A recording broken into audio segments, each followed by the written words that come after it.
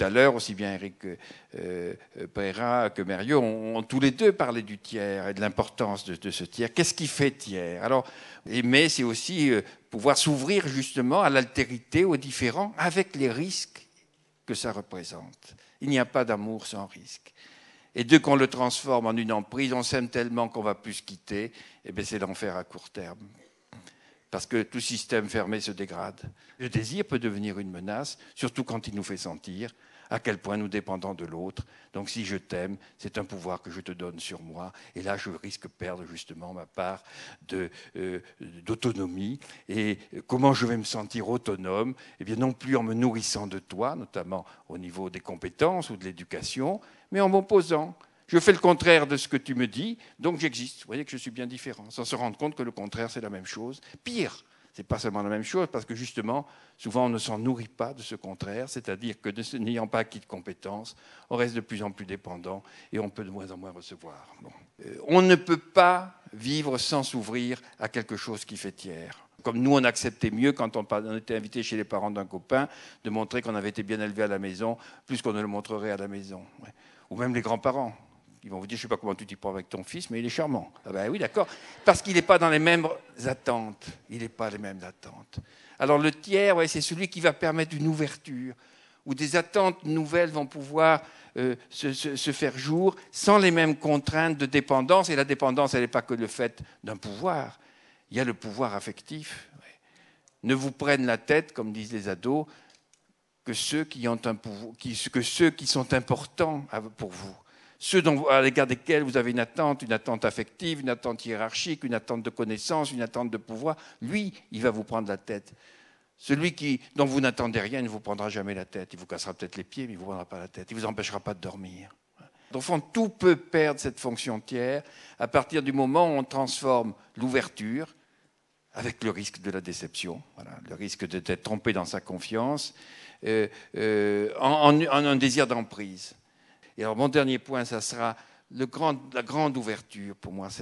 C'est l'école. Bon. L'école, parce que justement, c'est la plus belle création humaine. C'est-à-dire transmettre, ça a été dit aussi, en une quinzaine d'années, ce que les hommes ont mis des milliers d'années à acquérir. Bon. Bien sûr, nous sommes dans une société de l'individualité, que nous savons tous que dans cette société de l'individu, effectivement, le collectif est très compliqué à mettre en œuvre, mais que précisément dans cette société de l'individu, la tentation de tous, c'est de fabriquer du duo et de tourner en bourrique, en quelque sorte, dans des couples reformés, un peu comme si le besoin affectif d'être reconnu et de se sentir exister dans un lien très important amenait chacun à, et pour certains parents parfois, à se refaire en quelque sorte affectivement, surtout quand ils sont en situation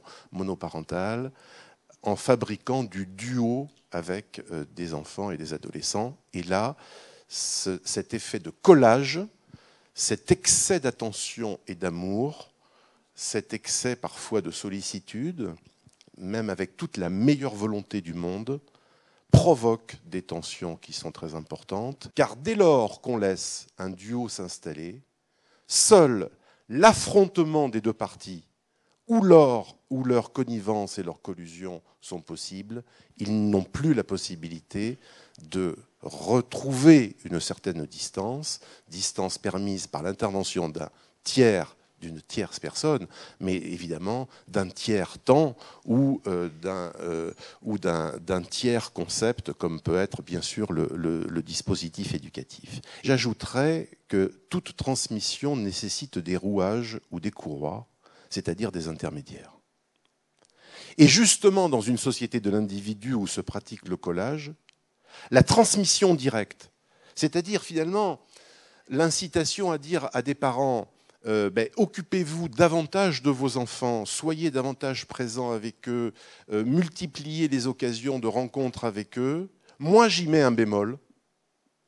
Le bémol, c'est qu'il faudrait que ce soit plutôt un tiers qui permette ces rencontres et ces échanges, davantage, surtout à l'âge de l'adolescence, que les seuls parents pour lesquels, on le sait, vis-à-vis desquels les adolescents vont éprouver une sorte de réaction épidermique avec cette phrase, cet adage adolescent d'aujourd'hui qui serait « lâchez-nous », c'est-à-dire arrêtez de nous coller, point de suspension, mais ne nous laissez pas, c'est-à-dire ne nous abandonnez pas, offrez-nous des espaces d'évolution, gardez ces espaces d'évolution, bordez-les correctement, circonscrivez-les d'une manière nette pour que nous sachions exactement où vous êtes et ce que vous attendez de nous, mais arrêtez de vouloir toujours être sur notre dos, à vouloir notre bien à notre place, à vouloir nous empêcher toute expérience, devancer nos désirs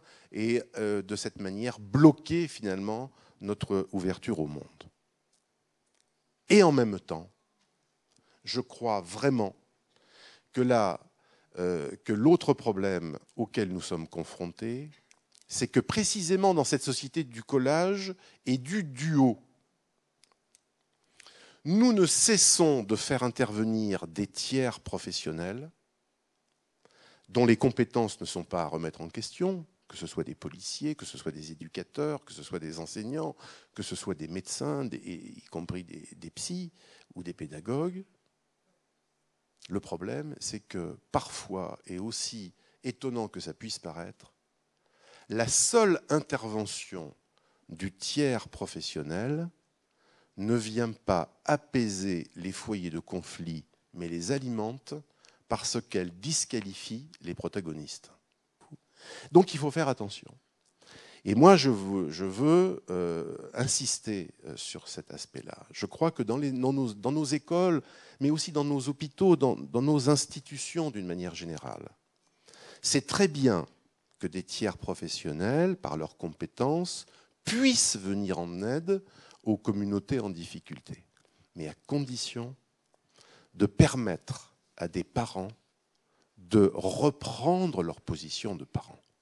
Et là, vous le savez comme moi, ce qu'on ne peut parfois pas ni verbaliser, ni obtenir, ni comprendre dans la seule relation parent-enfant. On s'aperçoit qu'elle est, au contraire, parfaitement audible dès lors que c'est les parents de l'autre qui s'occupent de l'enfant. Profitons des oncles, des tantes, des voisins, des cousins, d'autres adultes. Échangeons nos enfants. Confions de temps en temps nos adolescents pendant 10 jours à l'oncle de Marseille. C'est-à-dire, permettons justement ce dépliage, ce décollement en quelque sorte, qui évite les réactions épidermiques et qui ne remet absolument pas en question ce besoin fondamental de l'adolescent, et ça je vous assure que moi je le vérifie tous les jours, les adolescents ont besoin de nous. Ils ont besoin des adultes. À aucun moment ils ne remettent en question la présence d'adultes. Ils remettent en question la disqualification dont eux peuvent être l'objet et l'incapacité, peut-être hormonale d'ailleurs, et pourquoi pas, leur incapacité à certains moments d'ébullition pubertaire à tolérer l'ordre ou la contradiction ou la discussion avec le parent à soi, alors même qu'avec le voisin, ça va très bien se passer.